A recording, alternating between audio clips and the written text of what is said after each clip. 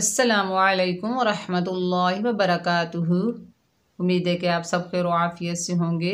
आज की क्लास में इंशाअल्लाह ताला पारा सयकूलु सूरतुल बकरा सफ़ा नंबर 46 आयत नंबर 212 यानी 2 आयत पढ़ेंगे। और आज की क्लास में इंशाअल्लाह ताला मैं आपको बताऊंगी कुरान मजीद में वक्फ करने की 3 वजूहात। तो आपसे गुजारिश है कि आप वीडियो को शुरू से लेकर एंड तक वॉच कीजिए ताकि आपको अच्छे से समझ आ जाए। चलिए सबक आगाज़ तआवुज़ और तस्मीह की तिलावत से करते हैं। अऊज़ु बिल्लाहि मिनश शैतानिर रजीम। बिस्मिल्लाहिर रहमानिर रहीम।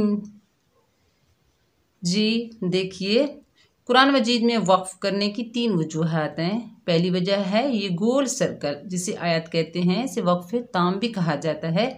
जब हम कुरान मजीद की तिलावत कर रहे होते हैं और ये गोल आयत आती है तो हम वक्फ करते हैं।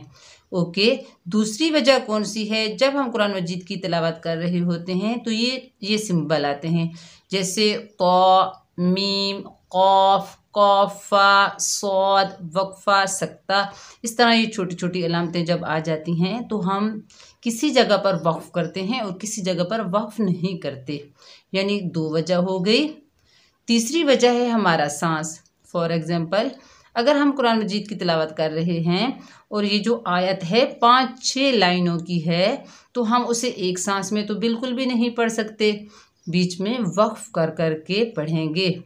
जब आगे ये गोल सर्कल भी नहीं होगा, ये सिंबल भी नहीं होगा, तो जब हम बीच में पढ़ेंगे, जब बीच में हमारा सांस टूट जाएगा तो हम वक्फ करेंगे। यानी कुरान मजीद के हर कलमे पर हमको वक्फ करना आना चाहिए।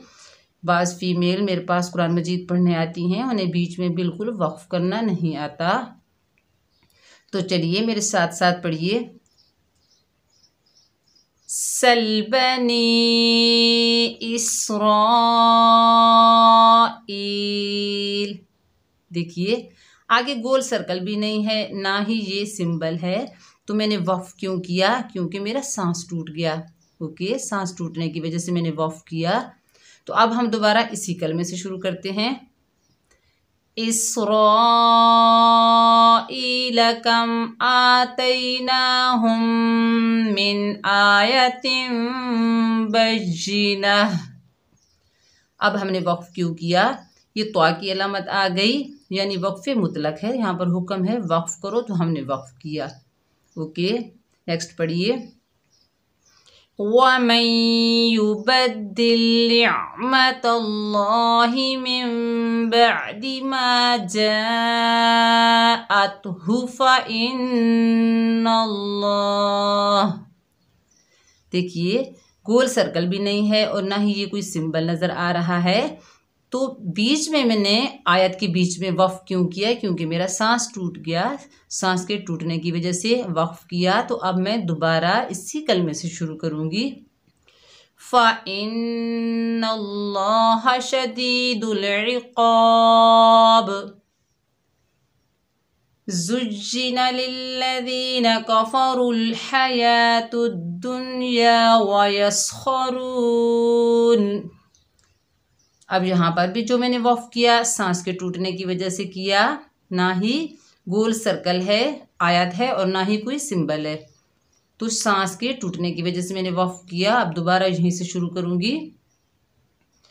वयस्ख़रून मिनल्लज़ीना आमनू। आगे देखिए, मीम की अलामत आ गई, इसे वक्फ लाजिम कहते हैं।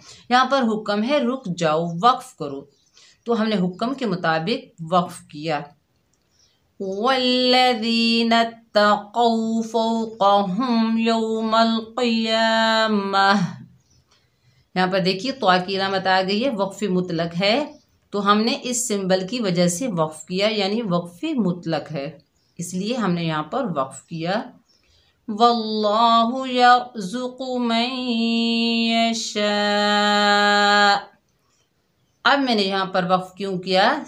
यानी गोल सर्कल भी नज़र नहीं आ रहा और ना ही कोई सिंबल नज़र आ रहा है, जैसे ये तो है, तो सांस के टूटने की वजह से मैंने वक्फ किया।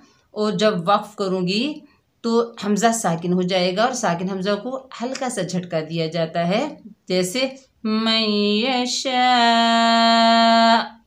अब दोबारा इसी कलमे से शुरू करूँगी, मैं यशाउ बिगैरि हिसाब। अब गोल सर्कल आ गया, जिसे आयत कहते हैं, इसे वक्फ ताम भी कहा जाता है। तो हमने यहाँ पर वक्फ किया।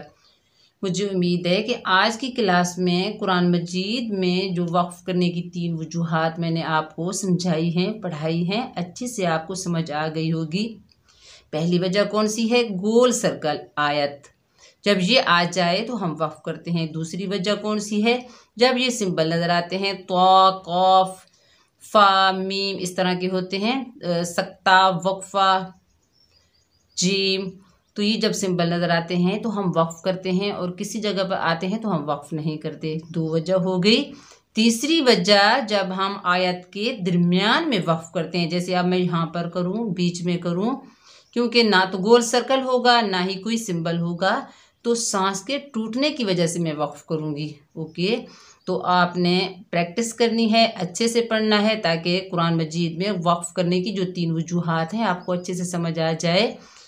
तो जब हम ये तीनों वजूहात हमें नहीं आएंगी, तीनों वजह हमें नहीं आएंगी, तो हम सवाब के बजाय गुनाह करेंगे।